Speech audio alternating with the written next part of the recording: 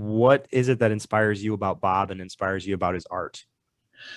Oh, I think it's a couple of things. One is um, his abundance. I spent some time with Christopher Ricks a few years ago up at his home in Boston. We were talking about Bob, obviously, his favorite subject as well as mine.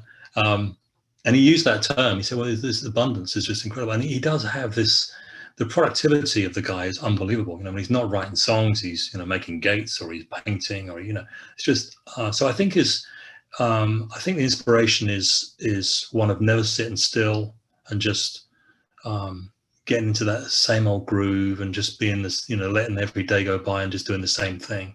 He doesn't allow that to happen, never has. He's never kind of rested on his laurel, so to speak. He's never been one of those that says, oh, well, I wrote, times are changing and blowing in the wind, so that's me taking care of the rest of my life. Witness what he's just produced with the Rough and Rowdy Ways album.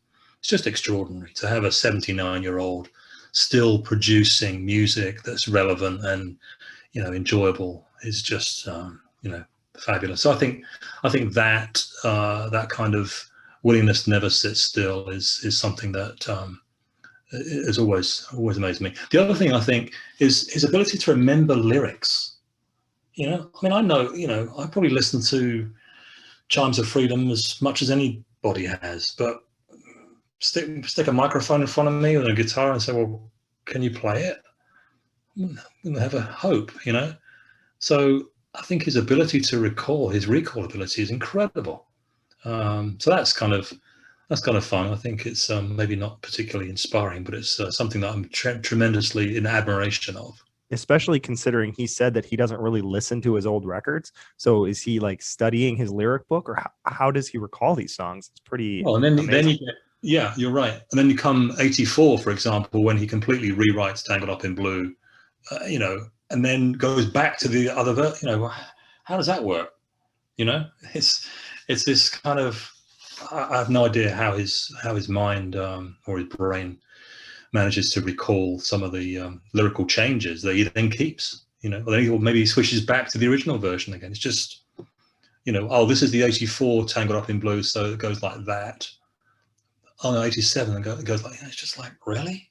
How does anybody do that? So, I admire those things. I'm not sure whether inspiration is the right word for that, but I'm definitely a huge admirer of his ability to recall his own work.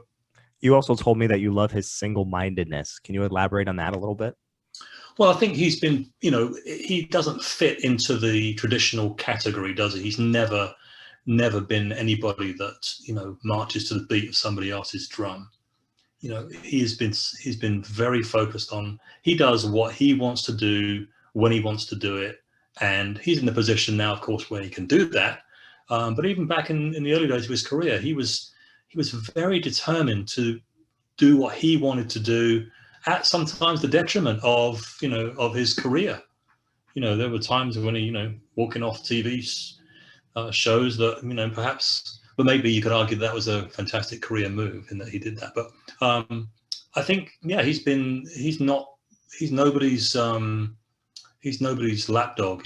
People don't say to Bob Dylan, well, we need you here, you need to do this. There's an element of that maybe in, maybe I saw that a little bit in Unplugged, where he comes on with the glasses and the polka dot shirt, and maybe there's a little bit of that there. But for the most part, he just does what he wants to do when he wants to do it, and I think that's incredible, and it's very brave, especially in the early days of his career, and even in later years when he was playing all those fantastic shows at the Warfield, in 79 and 80.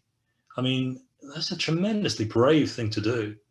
And some might say, committing suicide in terms of your career, but he just went ahead and did it.